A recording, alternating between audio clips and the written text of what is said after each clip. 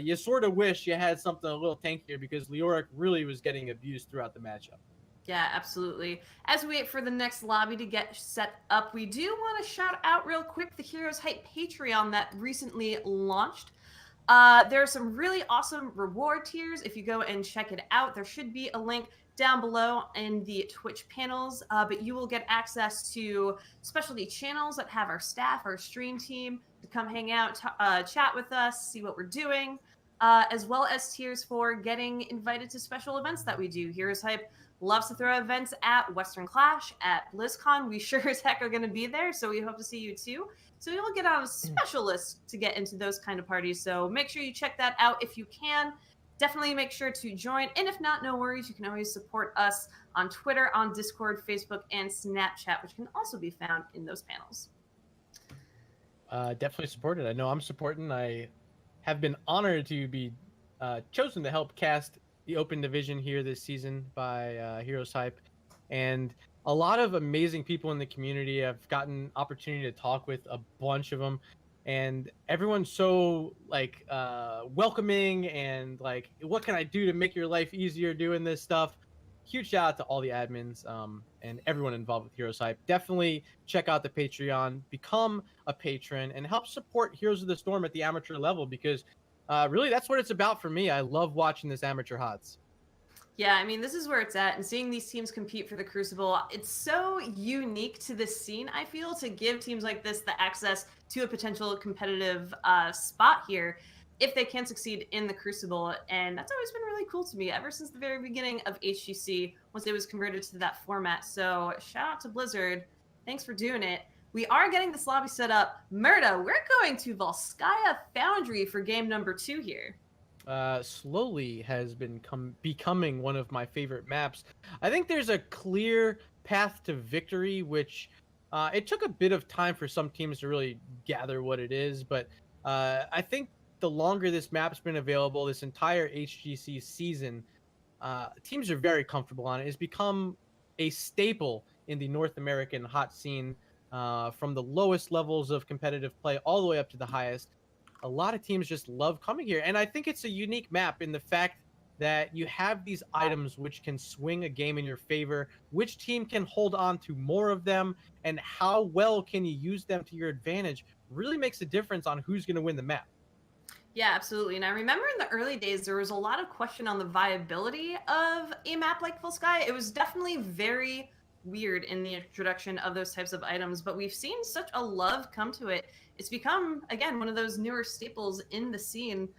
Very interesting team compositions as well, I think we see. It's one of those maps that we get to see that Sergeant Hammer come out quite a bit. We saw it initially come out on this map from Korea during the mid-season brawl, I believe, or possibly from China, or both. Hard to remember. It was a little far away at this point. But it's a place to mix things up. And even though we just saw a Cho'Gall, we might see some other interesting picks here as well. And I'm really wondering the support play. Are we really going to see a Lucio and an Ana here again? I don't think it really favors them on Volskaya. I'd expect, and you know, if I'm ending up being wrong, so be it. But I'm expecting to see a little more Deckard Cain and Alex Straza. Neither was a pick or a ban in map number 1. But I think there's opportunity here, at least, to potentially see both of those heroes appear during the draft, whether it's a ban or a pick. It's going to depend a lot on how early they pick supports. And if we see an Ana again, I'm pretty sure FWC is going to go ahead and ban out a Cho'Gall. Yeah, I mean, do you actually ban out Cho'Gall twice in a row? Do you fall into that? Because it also could be a bait. Ana, you could just play Ana. There are some other combinations that Ana goes really well with as well.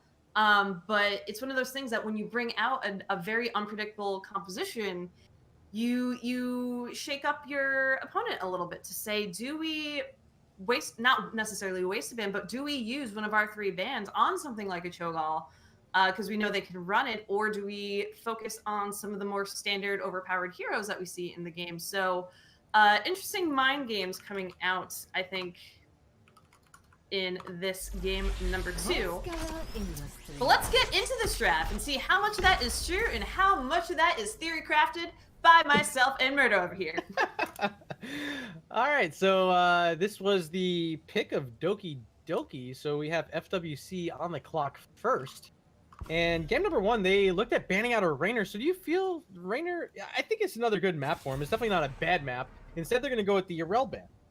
Yeah, I mean, given that beacon control, you often see, unlike Towers of Doom, all 5 members really converging on those points, or sometimes even just a 4v4, depending on if the solo laners are staying in their respective lanes. But more often than not, we do just see that convergence. So give them a little pepper, gets a lot of value when you have a team clumped up like that. Not to mention heroes like Malthael clumped like that. That's a lot of health regen if you're going that route. Lots of potential for Jaina to get in a lot of damage there. So there's a lot that can punish this style. I do love the Respect Zeratul ban, though, coming out from Doki Doki HotS Club here. Smart ban. As we already talked about, Flyest Raven looked super fly in game number 1. You have to switch it up here, and I'm not expecting to see the same sort of play. Dahaka, an interesting pick here. I'm a Dahaka main, and I don't find this to be his best map, as there's not a lot of vents to brush stock into. Gonna be a Stitches picked up over here for Doki Doki, and they still have their second selection available. But that Dahaka pick, it's pretty risky here, CatPeach. Yeah, I kind of made a face at that for a little bit for the same reasons that you outlined. There's not so many brush stockable areas on this map. So perhaps this is a pick that FWC Esports has some kind of specific strategy of how to utilize that Dahaka in a really efficient manner. Or simply a pick that they say, we're going to have you soak in the lane the entire time. You go do your thing. We'll control beacons, and we'll try to give you a heads up. It looks like you're getting ganked on. Well, they will live and die with that Dahaka. Rawl's going to be the next selection, and the newest hero in the next is going to be Whitemane. Let's see that Whitemane. Again, we are playing on the balanced patch with those Whitemane changes, so I think less focus on that Q build that we saw. Very dominant, still really dominant, really buffing up that heal for her. But we're going to have to see what ends up being the case here. Now, talking about Ana from before, I have heard a little bit of an incredible matchup with Whitemane and Ana on the same team, where you nano boost your Whitemane, allow her to just pump out damage and essentially continue to heal your team for so much health while that's active. So I wonder if we'll see something wacky like that.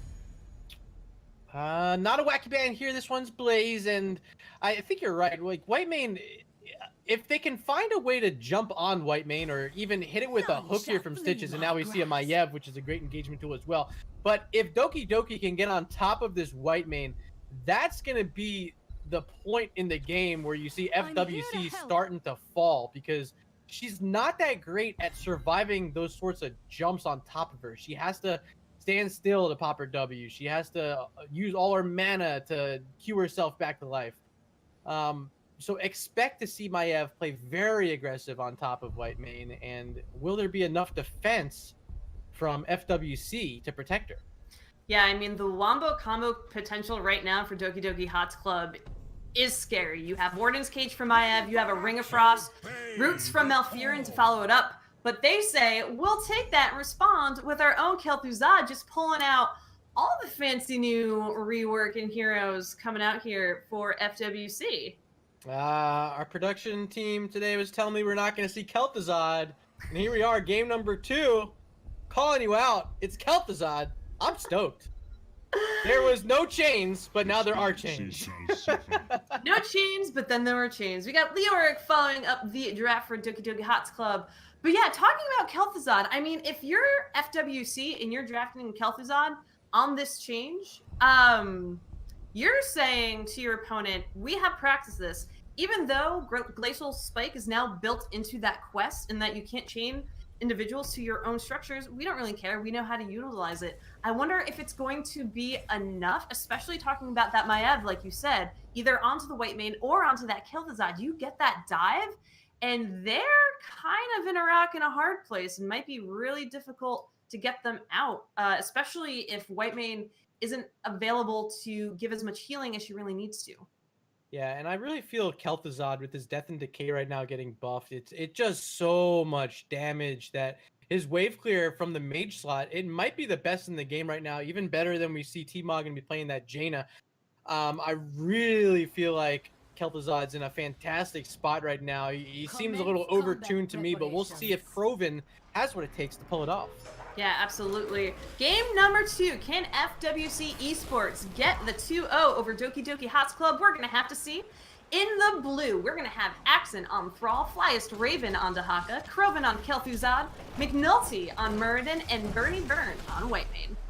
And over on the right-hand side, we got Doki Doki HotS Club. T-Mog gonna be playing the Jaina Unicorn Farts once again on support, playing Malfurion here.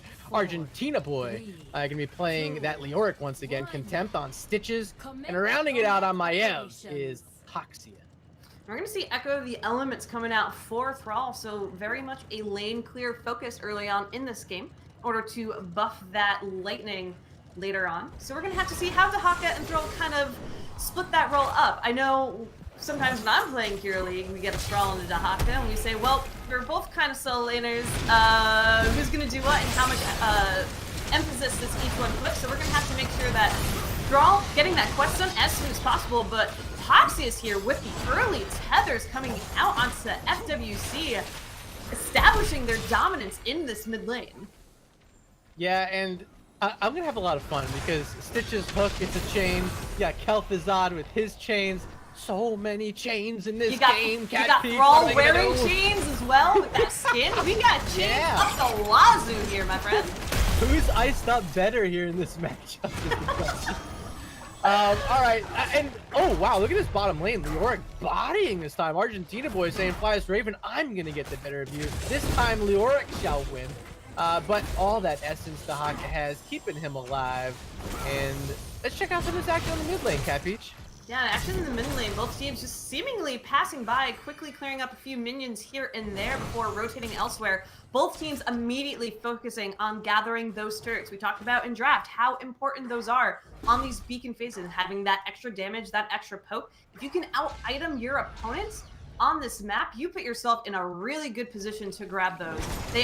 First Protector is not as strong, obviously, as it scales throughout the game, but it is still great to get that early lead, take out those wells from your opponent, and make sure they don't have them available come the second beacon phase. But McNulty looking in a little bit of a tip there. Slow's coming out from T-Mod, but it's Muradin.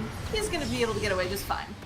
Yeah, McNulty with the big hop surviving. So keep an eye on our support camp. Obviously, neither team trying to make a big move on it yet, but with level 4 gonna be picked up here for both teams, it could actually be some time until we see either try to make an attempt. But look at that hook, look at the root, and Kroven gonna be first blood of the game, picked up by Doki Doki. On the other side, T-Mog rolling low. McNulty wants it, but he's not gonna find it. Able to kite away as T-Mog playing that Jaina, gonna survive. A huge pickup, and now opportunity to move on to the support camp. We'll see if they want to make a play. That was such a sick hook from Contempt. Like, just straight up skill right there. Congrats, my friend. That shows. Oh man, these hooks have to be terrifying for the rest of this game. Here is number 2 going on to Axum, the root coming out from Malfurion to follow. And with the snow coming down, easy pick on the Thrall. This combination so far is terrifying, Murda. That is nuts. The root wasn't there immediately, but it got in the perfect spot to lock in. But they do get this biotic emitter. They're gonna have it available here for control point A, which is just now spawning. Leoric's gonna try to hop on, but he's gotta wait for his team. They do have this little lead, and Leoric's also gonna try to soak up that 7, which if you have 7 during control point A, you usually end up winning it. We'll see if they can play patient and hold it off long enough. But right now, it's being channeled up by FWC because they were first to action on the point. Yeah, I'm surprised given the little bit of time they had in terms of bodies that they weren't able to defend this against Doki Doki HotS Club. The hook coming out from Contempt, not really following up too much. The respect sprays also coming out here. And Doki Doki HotS Club, they have those 2 items. They have the ability to utilize them. They finally hit level 7. I feel like if they need to go in, they need to go in now. We see Jaina and Leoric now rotating to the beacon, and they have to make something happen really quickly, and here we go. Yeah, they're going to be able to retake control. FWC smart team. They're going to back up and know they don't have their level 7s yet. They're going to find it here on this mid-wave most likely, and there they do. So expect Thrall to rotate down. Dahaka's already nearby. They're going to find another turret and try to get back on this point. We are again seeing Frost Armor coming out from Jaina, which initially I thought that was simply respect to that double stealth we saw in game number 1 coming out from FWC, but seemingly just a comfort pick coming out for that Jaina player. Which, I mean, given the teamfight focus, I don't blame them for wanting more armor here. However, putting out that damage and being able to stack your quest, I would say, is Jaina's primary goal up until she has Ice Block Barrel. T-Bog looking in a terrible position, ends up falling there. Even that extra armor not doing enough for the Snow Queen. Treadmill too fast. Jaina couldn't keep up with the speed and ends up falling while slowed in her retreat. And this is a huge opportunity for FWC, but they're not able to push back in, and they end up losing the first Triglav Protector of the game. Will be handed over. Stitches and Leoric inside. They're going to rip down a few towers here, and question mark on where they're going to rotate, where do they want to get their value, but usually getting this first Triglav sets you up to that early level 10, and right now Doki Doki looking good here on Volskaya Foundry. Yeah, the Protector's going right into this gate without waiting for that minion wave to be cleared up, so that's a lot of damage going onto it immediately. I'm surprised they didn't necessarily go for the well in that mid lane, but I like to focus here on top, as this is where the next Protector will spawn, so if they can get that well out now, that is going to give them a huge advantage going in to that next objective, although it's getting really low, so they're going to have to start backing up pretty soon. They do have their 2 tanks in there, however, so that's quite the front line they'd have to, FWC would have to chunk through if they wanted to get a pick after it expired. Yeah, I don't really expect much to happen after this expires, but McNulty's looking for that Malfurion, not going to find it. As it pops, there's the hook, but right back out with the Dwarf tosses McNulty. Contempt has been on point with hooks so far. You see a lot of this play from a few of our other open teams. I know Huff Money loves playing his Stitches, but right now Contempt looking just as good playing the spooky man with the hook. Yeah, and right now we're seeing Kel'Thuzad with nearly 10,000 hero damage, really stepping up on that side of things, while on the flip side, Maiev doing just a bit more, about 10,200, just a little bit more. So both teams getting there, not afraid to brawl here, and yet another brawl happening near the support camp. A lot of snow coming down, a beautiful Ring of Frost, and Winter's Kids come out. They are able to get the pick onto Murda and onto Whitemane with the hook on the Axon. That is going to be a dead thrall. Krobin trying to use that Glacial Spike to possibly get a root, but it's only 2 stall time. 3 kills for Doki Doki HotS Club. They are ready to play, Murda. The value of getting level 10 heroic talents before your opponents, and they were right on top of the fight. The Ring of Frost was absolutely delicious there from T-Mog, locking him in, finding the triple, and finding themselves a biotic emitter, which is going to set them up nicely for this next. Oh my god, Krobin! Can't survive it. It's Poxius again on the Maiev, but look how set up they are now for control point B. They have the biotic emitter, they have 2 turrets, and their opponents now are getting hooked again. Flies Raven in trouble, roots are there. Maiev is still here with an Umbral Bind, I believe. No, well not. Essence is going to keep the Haka alive. He survives, but huge plays right now over the past couple minutes for Doki Doki. Yeah, they are turning on, trying to get this win, push us to game number 3 here in Cup number 7. And I love this dominance. They're rotating so quickly and trying to capitalize on as much as possible. And it looks like, again, they're trying to see if they can pick off on that Dahaka. The Gorge going out as well. Follow up the roof, but the placement isn't there. And Flyers Raven trying to get away. The beautiful burrow to cancel out the Umbral Bind there. The Shadowfish are going out, not really hitting anyone. And FWC trying to trace, trying to get a kill of their own. Brawl is coming up as well. The Orc is still in the bottom lane. This might be the advantage that FWC needs. Look for this Thunder. Action coming in and gonna rip it, but knocking them the wrong way. Great hung there by Flyers Raven. Gonna keep Poxius back, but he has an escape, as always, on that Maiev, and it's gonna be Murda. McNulty standing in a biotic emitter from the other team. 18 health. Oh, Malfurion with the final auto attack, able to finish him off. A huge pickup. But in that moment, Master of the Cold Dark is done from Kel'Thuzad, so keep an eye on Krobin, as he has a tremendous amount of extra damage now readily available for him.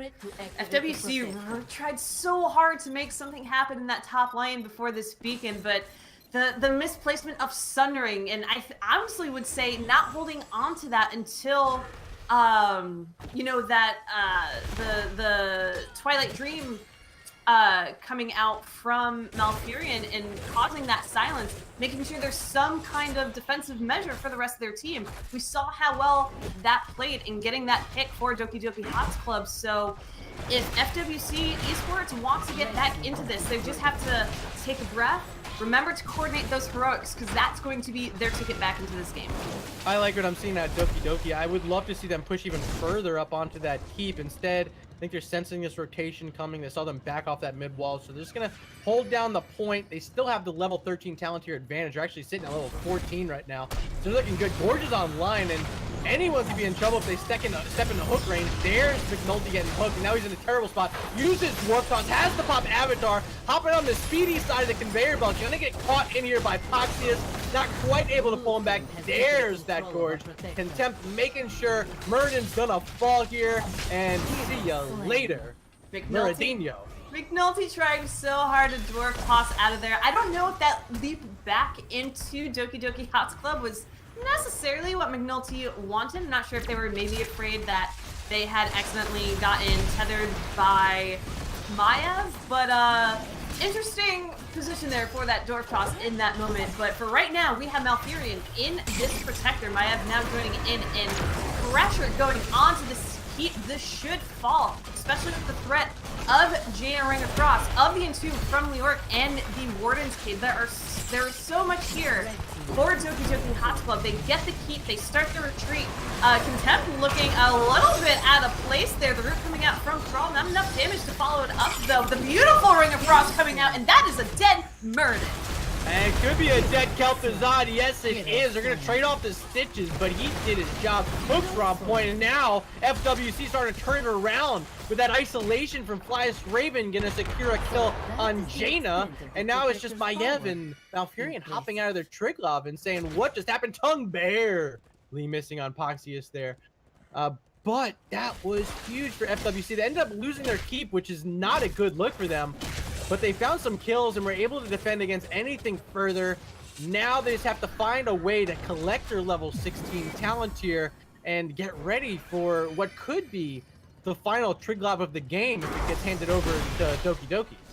Yeah, FWC Esports needs to focus on getting that level 16 right now. They have a lot to push out in terms of lane, so they have a lot of opportunity to do that. I don't think necessarily looking for a team fight is the way that they're going to successfully do this, but they're going to try it anyway. Focus a little bit from McNulty onto Unicorn parts.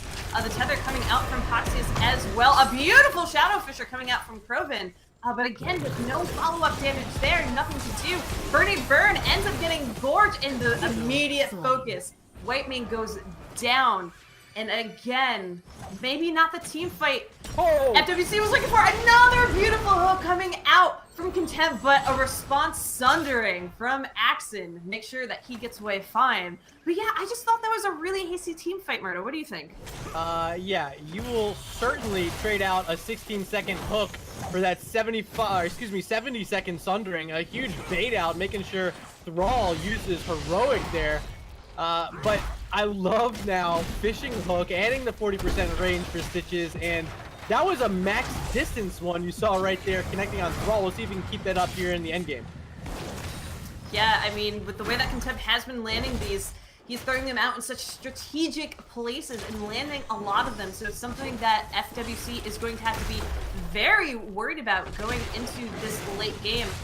Right now, looks like Doki Doki Esports trying to continue to push in this mid lane, and hook goes out, no one connects, and they're gonna rotate. They say, we didn't get any value here, let's push somewhere else, let's try to find as much value as possible, or bait this team out. The numbing blast coming out from Jaina too, making sure that those targets end up getting rooting. All the heroics coming out here, Murda. Unicorn Fork ends up getting pretty low, backs out. Dahaka is getting gorged, and Flyest Raven is taking tower shots. The beautiful overlap of Entomb in Warden's Cave and Ring of Frost there just caused so much chaos. But right now we have a 1-for-1 trade, 2-for-1 trade, excuse me, a 3-for-1 trade for Doki Doki HotS Club.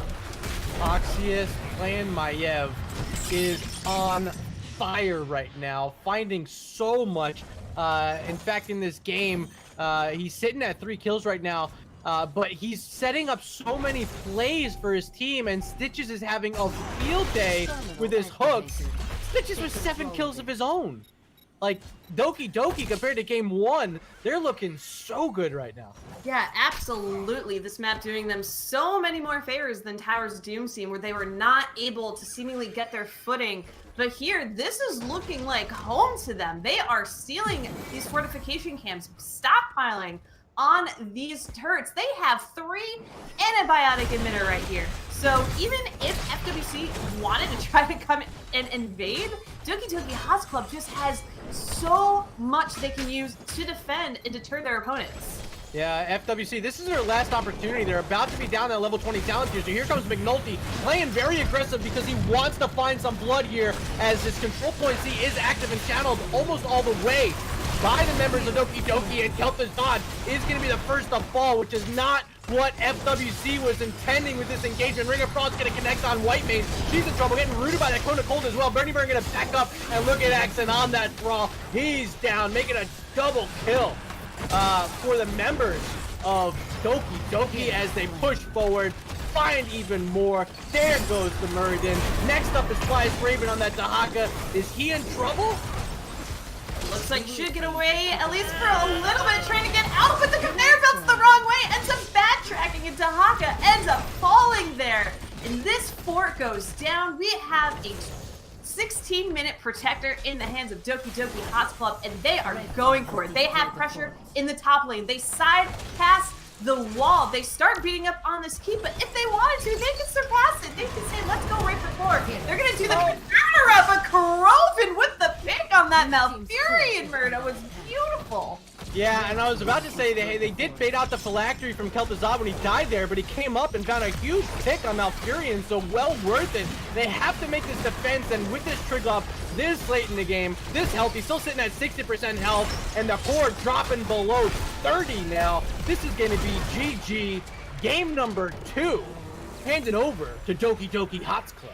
Yeah, Doki Doki recuperating from that game number 1 loss, coming in hard here in game number 2, keeping their opponents so far away in terms of experience, being able to dominate so handily in that map. Game number 3 is gonna be a toss-up. Can Doki Doki repeat that kind of performance on a map that isn't Volskaya? Are we gonna see some other vehicle type map that works really well in their favor over those objective capture only type maps?